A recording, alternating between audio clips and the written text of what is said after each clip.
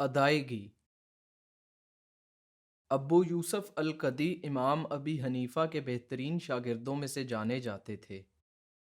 ایک دن بیماری کے باعث وہ امام کی کلاس میں نہ جا سکے تو امام آپ کی عیادت کو تشریف لائے۔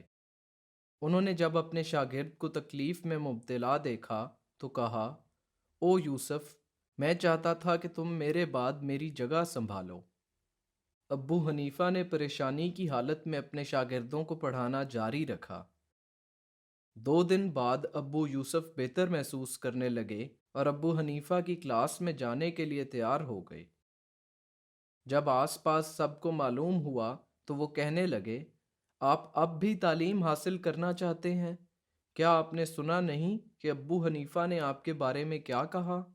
انہوں نے کہا کہ وہ چاہتے ہیں کہ ان کے بعد آپ ان کی کرسی سنبھالیں۔ اگر وہ آج انتقال کر گئے تو ان کی جگہ آپ کو مل جائے گی۔ یہ سن کر ابو یوسف کو بہت اچھا محسوس ہوا اور وہ مسجد چلے گئے، جہاں انہوں نے ایک طرف ابو حنیفہ کو درس دیتے دیکھا تو وہ دوسری طرف جا کے بیٹھ گئے اور اپنی تجویز اور درس دینے لگے۔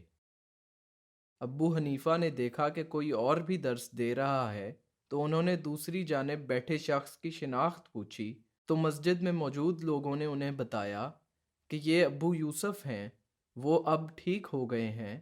ان کو معلوم ہوا کہ آپ نے ان کے لیے کیا کہا تو وہ اب آپ کو چھوڑ کر اپنا کام کر رہے ہیں۔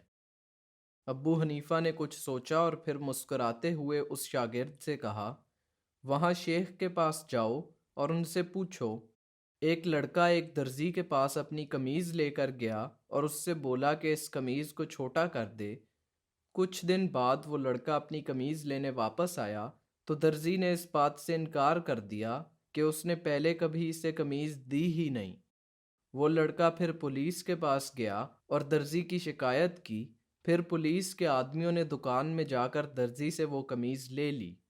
تو کیا اب درزی قمیض کو چھوٹا کرنے کے لیے اس کی قیمت کا مستحق ہے یا نہیں؟ ابو یوسف نے کہا، ہاں، وہ اپنے کام کی رقم کی ادائیگی کا مستحق ہے۔ شاگرد بولا، آپ غلط کہہ رہے ہیں۔ ابو یوسف حیران ہوئے اور بولے، نہیں، وہ ادائیگی کا مستحق نہیں ہے۔ شاگرد نے کہا، آپ نے دوبارہ غلط جواب دیا ہے۔ ابو یوسف نے اس کی طرف دیکھا اور کہا، اللہ کے لیے مجھے بتاؤ کہ تمہیں کس نے بھیجا ہے؟ شاگرد نے ابی حنیفہ کی طرف اشارہ کیا اور کہا، مجھے ان شیخ نے آپ کے پاس بھیجا ہے۔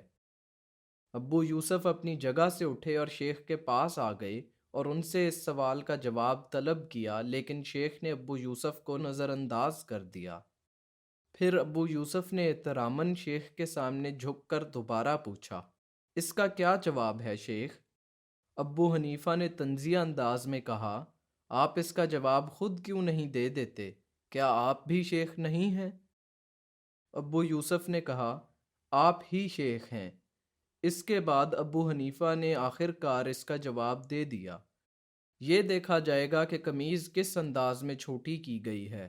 اگر اس درزی نے قمیض کو اپنے ناپ کے مطابق ٹھیک کیا تو پھر اسے رقم ادا نہیں کی جائے گی، لیکن اگر اس نے قمیض کو اس لڑکے کے ناپ کے مطابق چھوٹا کیا جو اس کے پاس وہ قمیض لایا تھا تو پھر اسے اس کے کام کے پیسے دیے جائیں گے، کیونکہ اس لڑکے نے خود یہ کام نہیں کیا۔ ابو یوسف نے جواب سننے کے بعد ابو حنیفہ کے ماتھے پر بوسہ دیا اور ان کی آخری سانس تک ان کے ساتھ رہے، اور پھر ابو حنیفہ کے جانے کے بعد آپ نے ان کی جگہ لے لی۔ ولا تستوي الحسنة ولا السيئة ادفع بالتي هي أحسن فإذا الذي بينك وبينه عداوة كأنه ولي حميم وما يلقاها إلا الذين صبروا وما يلقاها إلا ذو حظ عظيم وإما ينزغنك من الشيطان نزغ فاستعذ بالله إنه هو السميع العليم